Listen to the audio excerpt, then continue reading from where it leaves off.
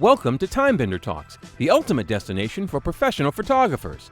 This weekly podcast is hosted by Peggy McCartha, a certified professional photographer with over 30 years experience and the creator of the Headshot Strategist certification program. Peggy interviews a diverse range of experts in business, branding, marketing, networking, and photography. So whether you've been doing this for years or you're just starting out, we've got you covered. Oh, and don't forget to hit that subscribe button so you don't miss out on our latest episodes filled with tips, insights, and lots of...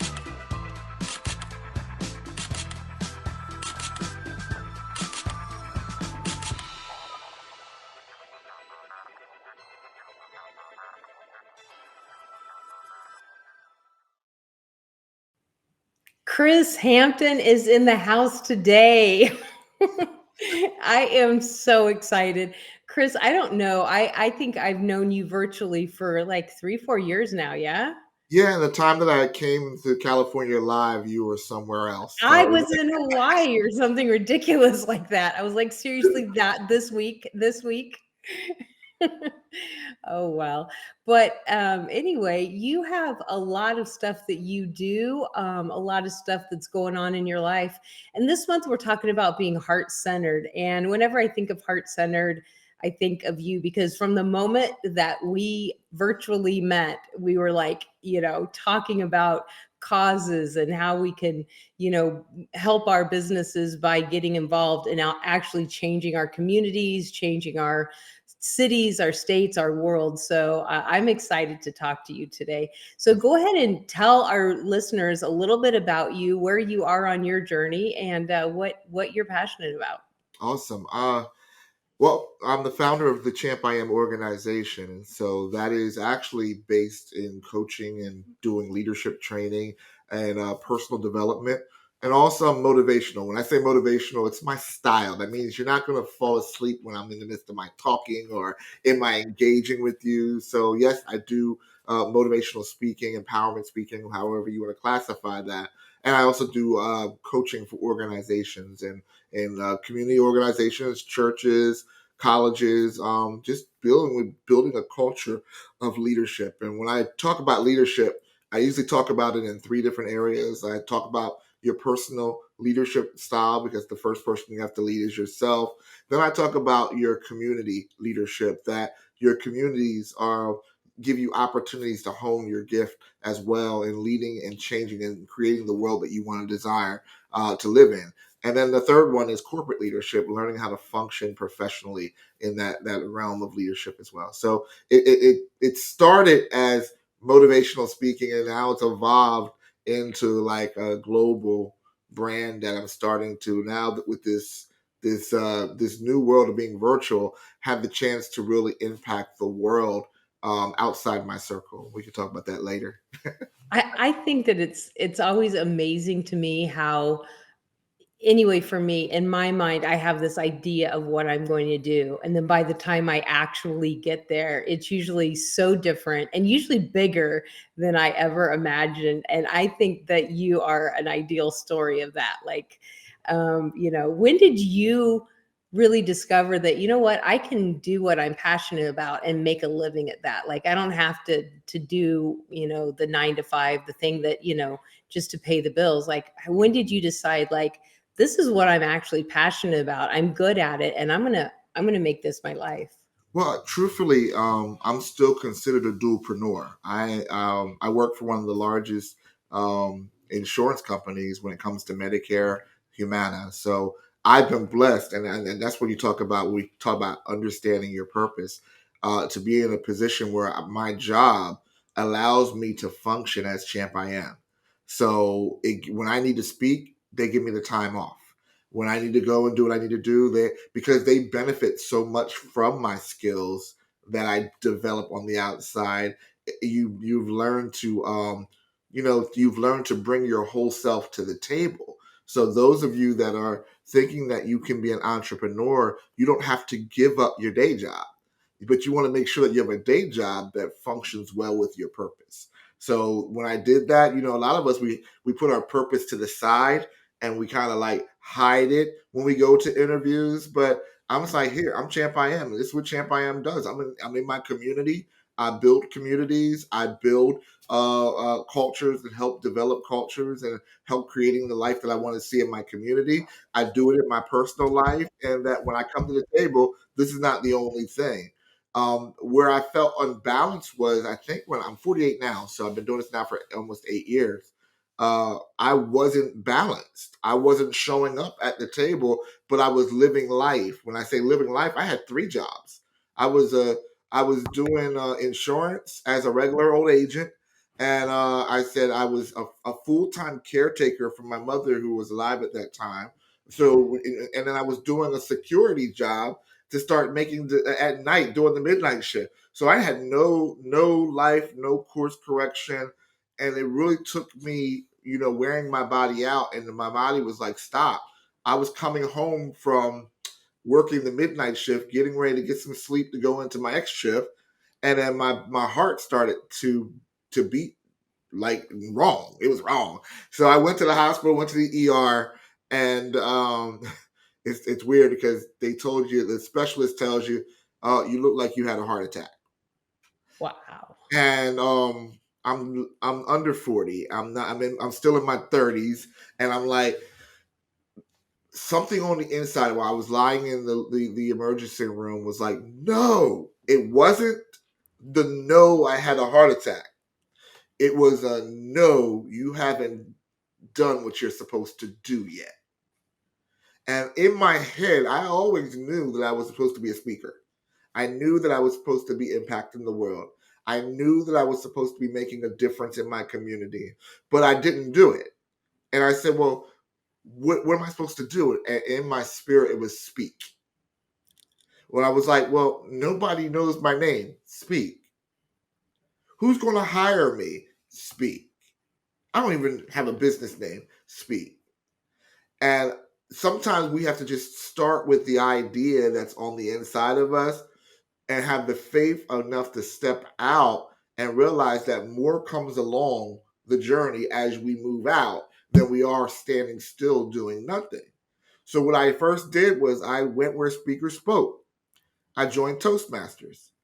Within 6 months of being in Toastmasters, they're like, you have they gave me the Speedy Gonzalez Award because I was there every Monday speaking. And I was saying, hi, my name is Chris Hampton. I'm a motivational speaker. And every time they heard me, they were like, I was giving them something motivational to the point they were like, well, this little old lady was in the side, was like, do you do nothing else but motivating? I said, I can't talk about anything else but motivational, because if I'm gonna talk about cats, it's gonna be if I talk about cats, it's gonna end up motivating you. So I have to stay true to where I was. And then I started to compete, and I went in competing. And as I started to compete, I ended up becoming an award-winning speaker. And Wow. then it started to evolve. And then the other aspect of it was the community, where you talk about the heart side.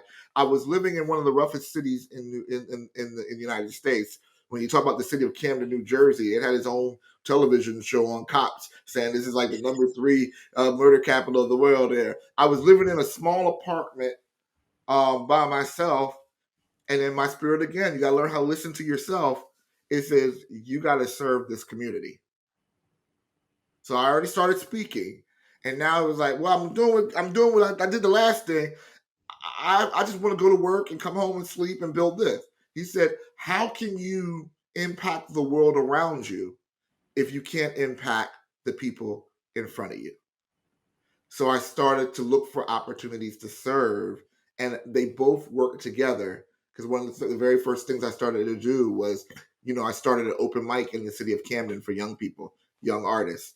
And we've been doing that from that day up to this point, of impacting and creating platforms for young artists from as low as, like, I see 5 or 6 years old all the way up to 25, 30, to be able to find themselves a safe community that they can discover their gifts and manifest it, and show them that there's more than one way to manifest your art. I love that.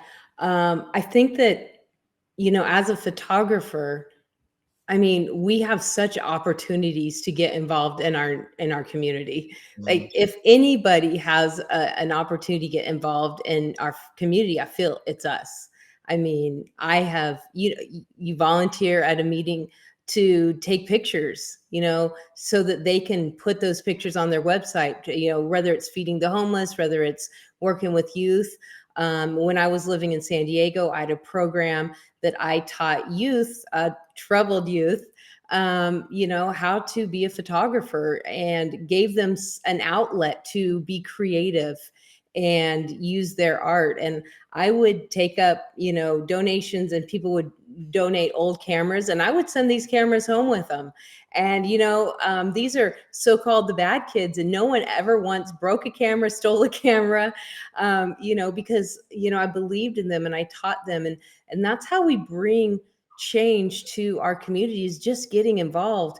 But the other side of that, and when you say it, sometimes it sounds like, are you doing it for that? No, I'm not doing it for that. But automatically, when you're out in the community making a change, you meet people that you need to know, and you're automatically networking, and you're growing a bonds and building relationships with like-minded people that also want to change the community, that may want to help you or hire you. So there's no way that you can lose in this situation. You're helping the community. And I believe that, everything's a cycle, give and receive, live and die, like everything works in a cycle. So I think that sitting still and not doing anything is the only way that you can't go forward. It's a form of giving. So absolutely. I believe there's a principle of giving. It's like giving is like sowing a seed in the ground.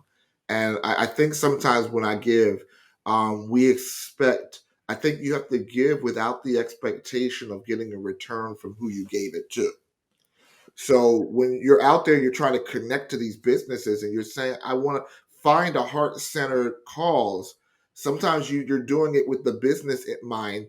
You got to turn the business mind down some, because it's about building a relationship. And sometimes being faithful in what you're giving to someone else, you find out another door could be open from someone who you didn't even see was able to open the door. And from the last 8 years, let's see, I started an open mic night that wasn't costing me anything, because I was effective in representing the community. I became the arts commissioner for the city of Camden. So I was actually now the lead chair for the Arts Commission. And I'm sitting there now. We're doing a fashion week for the city of Camden next week. That's on the Battleship, New Jersey. Now you're looking at this as, what does that have to do with leadership, Chris? What does that have to do with your speaking business? Are you making any money from that relationship when you did it? What's the cost and your return? Well, and also the city the city helped me to build a curriculum for anti-bullying, which caused a law to happen in the city of Camden against bullying. So when you look at that, you're saying, well, okay, the purpose of me serving is, one, I want to create a better life for the community in my business that lives in the midst of that community as well. I become a person of influence, because now people are looking towards you for influence. Then if you think that my business is not rising alongside of that, when my business is being elevated, why? Because I'm becoming a person of influence. I'm an entrepreneur. I'm getting colleges. I'm getting other businesses that are seeing me in to bring me in to speak. And now it's a paid. So you have to kind of be able to say, with heart-centered things, you can be heart-centered. You don't have to do free photography forever, because if you put free on everything, people are going to say free for everything. But then when you say, hey, I'm sowing this time, but with this project, I know you have funding. What can we do to get funded for this product? You end up finding nonprofit relationships that we're doing. But we were talking also about how this is about networking, right? Well, when you think of networking is about relationships, not transactions. And when we understand that networking is not about the transaction or the sale, about building positive relationships that are going to yield back to you, then you stop looking for the transaction, which is a one-time thing, and you start investing in the relationship, which means a good relationship, you can go back to the well again. Exactly. And you know, having that, building those relationships are so key, because if you're just in there, hey, look, buy from me, then nobody wants to be around you. But when you're giving value, people want to be around you because you're giving value and they see that value. I, I learned a quote unquote trick a couple of weeks ago, which I thought was brilliant. I was talking to someone and she said, well, I give X amount of hours of, free work, every month, and I get to choose who I give that to. And when those hours are up, then it's charged. And I thought that's a great way, because sometimes when people see you in your giving and donating and thing, then they think, oh, can you also do this for me for free? Well, that's an easy transition. Actually, I only do this many hours of volunteer work for the month, and I'm at, but I would love, here are my prices. I'd love to work with you. But when you're out there really just building relationships, that's really the last thing on your mind, is Right. somebody taking advantage of you, And because no, you're out there to build. yeah, it's going to come back to you. It really does. I'll give you an example. Sometimes you have to be willing to serve at the level that you want to be at, even when you're not there yet. So I had the opportunity 3 years ago to go on an international platform and speak. I paid for it. I sold for that speak. I was like, okay, it was giving me the coverage I want. I got the photos. I got everything back there. Well, in the midst of that, I was like, well, how can I help you and I learn at the same time? Because I like to sniper learn. Uh, I like to be in the background and seeing. I'll put your stage together just so I can see how you put it together and reproduce it in my way. Right. Well, you appreciate this. Part of this platform, there was a photographer, okay, and she was doing professional headshots, and she's well known in the industry for doing what you do. Like when you go to this package and you get a package from her, it's like $3,000 to $4,000 to $5,000 for a complete photo shoot. People are Uh-huh. flying in all over the place to do this, right? Well, when I first started speaking, one of the relationships I had was in the fashion industry. So I learned, I was hanging around models. I was around, and while I was educating models about their business and walking in their purpose and treating their business as a business, I was with photographers. Mm-hmm. So I learned how to set up a photography room. I learned how to be to get those shots and help those person out. She loved me so much. She was like, all your pictures are free. Nice. People were paying for that, right? Now, my purpose of serving was to get on the stage Uh-huh. and learn about the stage, but I had something that a skill that I was willing to avail myself. Now, every twice a year, I go out there and I fly out and I help out and I end up emceeing on the stage. So each time I get out there, the stage gets bigger and bigger and the opportunity, but I always end up working with the photographer because she says, you got to deal with this. So now, it's funny, I'm also, my gift is selling. So I know how to sell packages and I know how to do this. I said, if you tweak here, here, and here, and we create a presentation here, and we create a lookbook for you here, you'll get more. She did exactly what I said, end up earning $40,000 that one day. Nice. And I still got my pictures for free. And the stage that I'm speaking on is giving me global exposure. And it's funny because while the speakers are coming into they see me working behind the scenes and looking like I don't know what I'm doing, like I'm the help. But then they see me take the main stage and they're like, oh wow. Whoa. And now she's hired me as a part of her sales team to come help and develop her and coach her into being able to create these awesome packages to be able to do that. And I still have the stage that I'm speaking on internationally twice a year.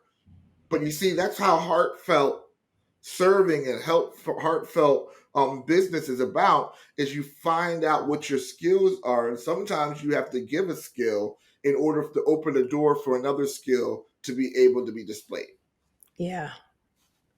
It's so true. And when you're out there with the heart in mind, when you're out there really doing what you love and working with causes that you love, and building relationships with people that are like-minded, it's easy and it's fun, and it puts you in more of a creative environment.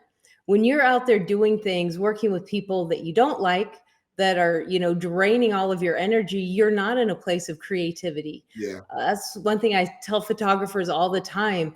Be picky with the clients that you work with, because if you have a client that shouldn't be your client, they are not your ideal client, they're not gelling with you, then it's going to drain everything out of you. The images aren't going to be great. They're not going to give you good feedback. They're not, maybe even give you a bad review.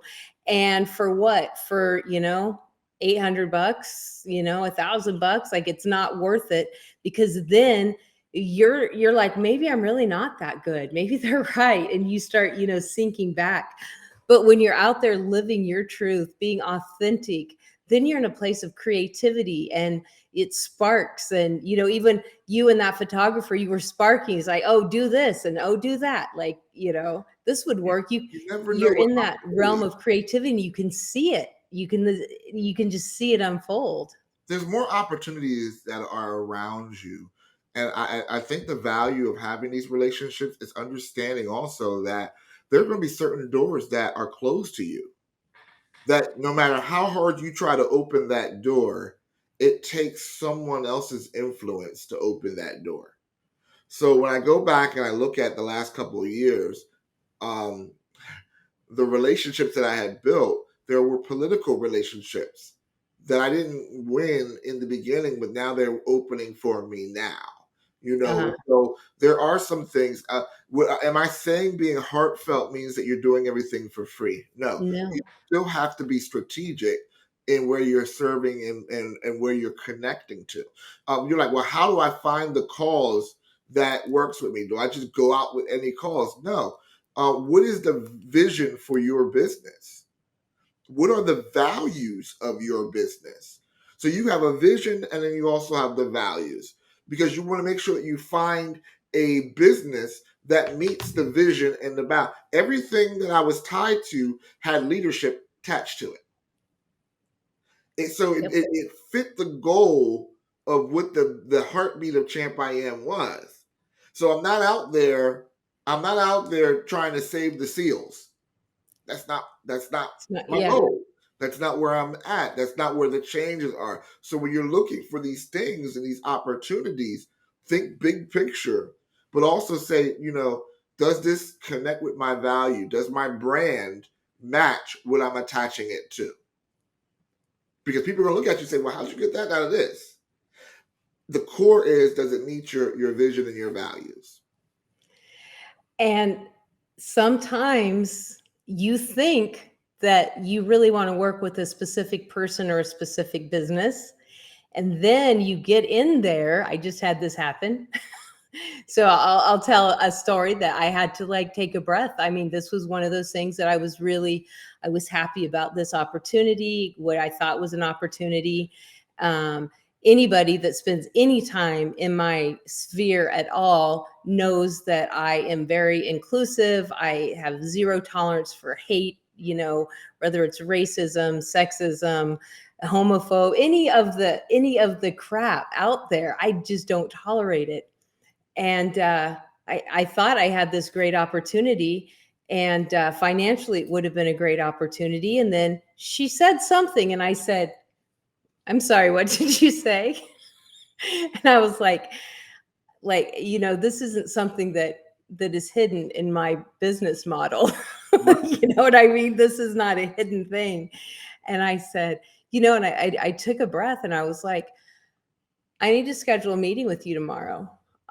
Because I had to I wanted to just right then and there say, I'm not working with you, but I had to really regroup and think, did she just really say that? And then I kind of dug a little deeper, and I was like, how did I miss that? Right. How this is. And so I, had a meeting, and I was like, I'm very clear about my mission and my vision, and how I want this to be a safe place for everyone. And I said, you said, this, and well, that's just my beliefs. And I was like, that's fine. But, your beliefs make some of my community feel unsafe. Right. So we're going to have to end our relationship, our business. And, we got ties here. She said, well, okay, but you can still coach me, right? And I was like, no, no. And it's understand, but it's having that insight. And I know that, like I said, I have a different background spiritually, but I know that I'm not going to agree with everything. But I do know that there's some core things that that are important to me that we can work around. But if I have to compromise and you have to compromise, it's not going to work. Yeah. It's not going to work, and it's okay. It's okay. And I mean, that's why I said taking the time to understand your vision, what you're here to do. What is the reason why you're starting this business? What is the why behind it? And then your values. And understand, in this world that we have today, everybody has a different value system. And when you realize that it's okay to be exclusive, meaning that, all right, if my values don't match your values, then we weren't talking to each other to begin with. And it's okay. Exactly.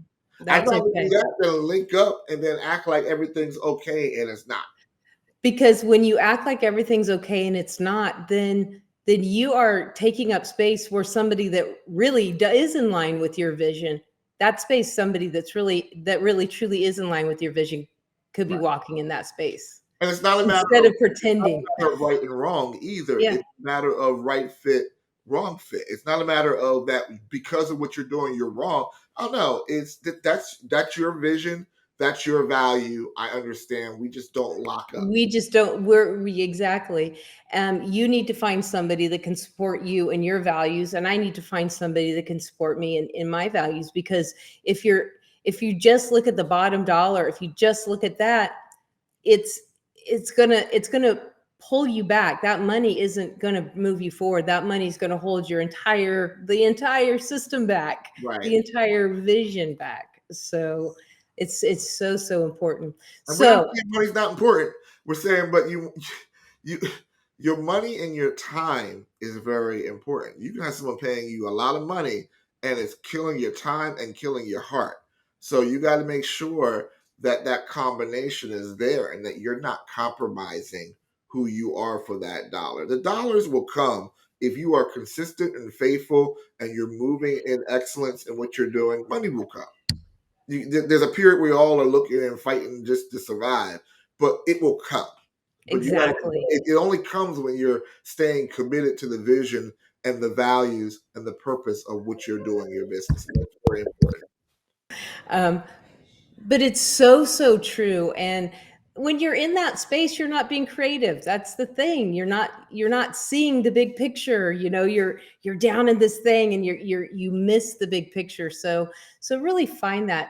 So I would love for you to share one of your favorite tips, how photographers or really any entrepreneurs can really focus on their heart-centered business and really reaching out and networking and making a difference in their community.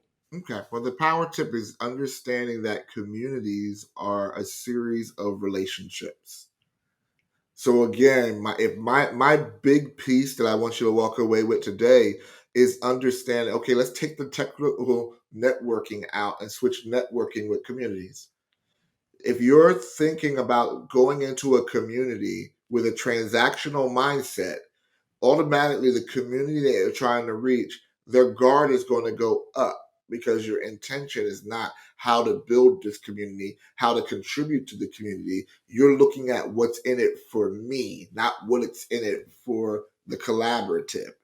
And when you understand that communities are relational and collaborative, and the healthy communities are ones that are symbiotic, meaning that they give back to each other, you're looking to say, how can I contribute to this community, whether it's your church group, your community troop, or your public cause, or your organization. You don't want somebody who has a one-dimensional mind that's called a parasite that's going to come in and take. You want to say, how can we coexist? How can we collaborate together in doing this? So going to dictate what business or what organization you're going to do, because the organization that has room for you will make room for you, and they're looking not just to take from you, but they're looking to give back to you. When you are a person of value, what? You're going to give, but also you're a person of value. You got to be able to receive. Everything is a two-way street, and not just community, but networking. Every relationship you go into, if you walk into a relationship, what can you give me? That relationship is not a relationship. It's a transaction, and it's probably not going to flourish. So like, this is what you just said is like for everything. Just do that for everything.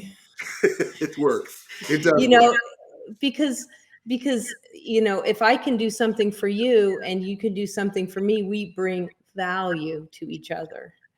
And it's beautiful. It's It's beautiful. a mindset. It's actually a way of life, and it's a way. If you're a business professional, it's the key to promotion. When you're looking to in your organization or you're going to your job, remember all these values show up wherever I'm at. So what I'm looking at how I can bring value to my corporation that I'm working with now. Even though I have a 9 to 5 job, I negotiate my worth at that job. But when I get on that job and I negotiate my worth, my time, and my dollar, I'm there not to work the 9 to 5. I'm there to find out how I can provide value for this. How am I getting value out of the company for me? And how am I providing value for them? And then what happens is your stock increases because of the value that you bring. So the one who can solve the problems, the one who can bring the answers is the one who's going to be elevated. And it's the same thing with your business. Absolutely. And another thing, I just want to recap a little bit because so many, you just like so many like psh, in this half hour. So I want to recap something else that you said, and we just kind of went over really quick because there were so many other wonderful things. You brought up the fact that you have a 9 to 5 job and you also are an entrepreneur, and there's nothing to be ashamed of in that. Like, I know some people are like, oh, well, this is just my little side hustle. No, this is your business. You have 2 businesses, and that doesn't make you less than. I happen to be in a position where this is the only thing I've ever done.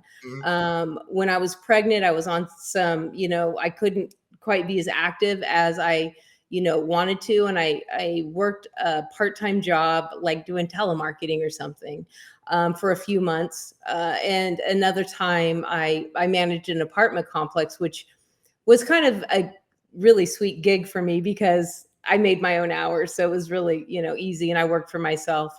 But I've never been in a place where I had to like clock in and be there every day. Right. But you are in that place, but you also bring so much value because, like, excuse me, I'm here. Right? It's That an they're attitude. okay with. It's an attitude, but also look at what I'm doing. Look at where I'm working. I'm working from home. And I work I from home. mean, you never brag about yourself, Chris, but I mean, you did kind of get a big award this year, just kind of really big. Like, you went to DC, the president handed you a plaque and shook your hand. Like, that's kind of a big deal to get the presidential award. Like, It's come a on. lifetime achievement award that was given by the president and Vice President Kamala Harris. And again, if you ask me what I've done, I'm like, I don't think I've done much.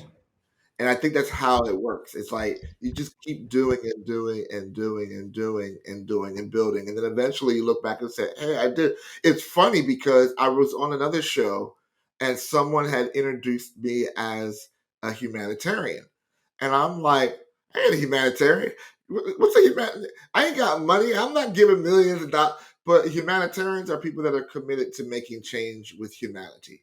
And whether it's resources, your time, your talent, you're giving back to your community. So I had to be able to say, by definition, yes, I am, because I am Yeah. doing those different things. But I definitely want to go back even to the working from home. Is again, when you have a sense of vision and purpose, you are now strategic in even the jobs that you accept. I work from home. I'm a remote worker. I make great money. I got good benefits. I got a 401k. I got two 401ks, right? That's and I work from home. I have that liberty to do that. When you Hmm. understand what your purpose is, then you become more intentional on the type of jobs that you're taking. I know I can't do a part-time job at UPS or working in the mail room hustling boxes all day long because I'd be too tired to do anything else. But I can pick up a phone and be a consultant on the phone. So you start to do a evaluation of what you're good at and what you're trying to build, but you use your purpose, and your job is supposed to be a resource to fund all your other fun stuff. Don't work too hard, but you got to be able to be smart with it. Work smart and Work not smart. hard. The world tells you to work hard. So now you're putting all this effort into a resource that could dry up. And now you're mad because you put your heart and soul in working that 9 to 5. That company leaves you, and you're like, what did I get out of it? But when I look at leaving a company, oh, thank you for the managerial experience. Thank you for teaching me how to self manage myself and all these different things, because all those attributes that I'm learning on this job makes me a C executive suite person in Champ IM. But you don't Yeah. see it that way. You look at your job as a 9 to 5 that you're putting in all your attention to, and you don't see why you work. And that's why you're miserable. I love working my 9 to 5 job because it's paying into the network of Champ IM. So I Hmm. work there, and they're like, how you always happy? How you always doing this thing? How come you never see the negative in things? Because I see the bigger picture of why I'm here. And I think that's key. And I love that. And I absolutely love hanging out with you. And I am so thankful that you took the time to hang out with us today. It's always a phone call away. You know how I am. So, how can people get a hold of you? So my organization is called Champ IM. I didn't spell champion wrong. I know what it is. It's CHAMPIAM. Why? Because I am champ. So the champ is on the inside of me. The champ is on the inside of you. So if you ever want to reach out to me, you want me to come speak to your organization, you want to be mentored, or you want to have coaching, you can reach out to champim.org, and then you have my contact information on there where you can call me. We can set up a time, or I can be a keynote speaker for you. Listen, I'm really funny when you get a chance. I'm serious now, but I'm going to be a type of speaker that's going to be engaging to your office. So I'm going to inspire you. I'm going to educate you. I'm going to take you to the next level, and I promise you won't fall asleep. Awesome. And we will see you guys next week.